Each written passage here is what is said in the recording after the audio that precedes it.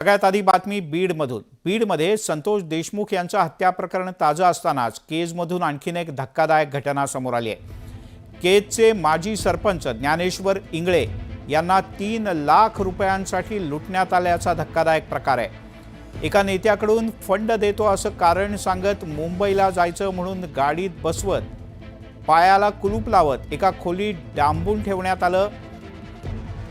अत्यंत धक्कादायक असा हा सगळा प्रकार उघडकीस आला आहे। या संदर्भात पोलीस अधीक्षक कार्यालयात तक्रार दाखल करण्यात आली असून गुन्हा दाखल करण्याची प्रक्रिया सध्या अंतिम टप्प्यात आहे। या क्षणाची एक मोठी आणि महत्त्वाची बातमी केजच्या चौकातून कळम चौकातून किती वाजता? 5 वाजता पहाटे. हो पहाटे 5 वाजता काय करतो तुम्ही? नाही मी आलतो मुंबईला जायचं म्हणून आलतो। कुठून गावाकडून आलते? नाही मी केजला केसलाच राहता.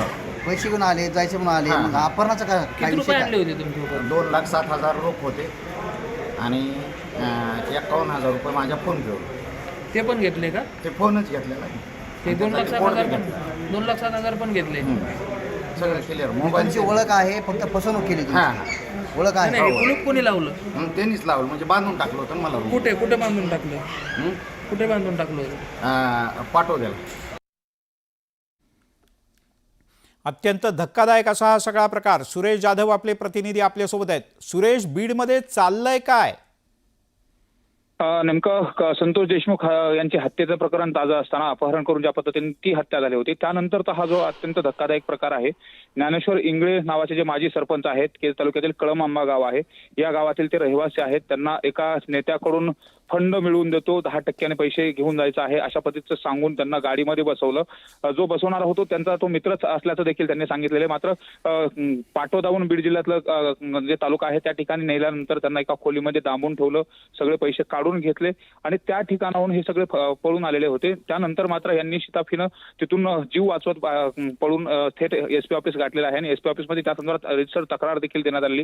मात्र या सगळ्या प्रकारामुळे खळबळ उडाली। विशेष म्हणजे पोलीस आता या घटनेच्या संदर्भामध्ये तपास देखील करत आहे। नेमकं त्यांचं जे म्हणणं आहे ते तक्रार देखील दाखल करून घेतली आहे आणि त्या संदर्भात गुन्हा दाखल करण्याची प्रक्रिया सुरू आहे। मात्र एकंदरीत ज्या पद्धतीने या गुन्ह्याच्या घटना घडतायत, आज नव्या वर्षाचा पहिला दिवस आहे आणि पहिल्या दिवशी सुरेश, त्यांच्या बोलण्यात असं आलं, त्यांनी जेव्हा काही माध्यमांच्या प्रतिनिधींनी त्यांना प्रश्न विचारला तेव्हा त्यांच्या बोलण्यात असं आलं की जे लोक त्यांना घेऊन चालले होते मुंबईला नेतो असं सांगून, ते ज्ञानेश्वर इंगळे यांच्या परिचयातलेच आहेत, पण त्यांनी नाव काही आपल्या सगळ्या कॅमेऱ्यासमोर घेतलं नाही।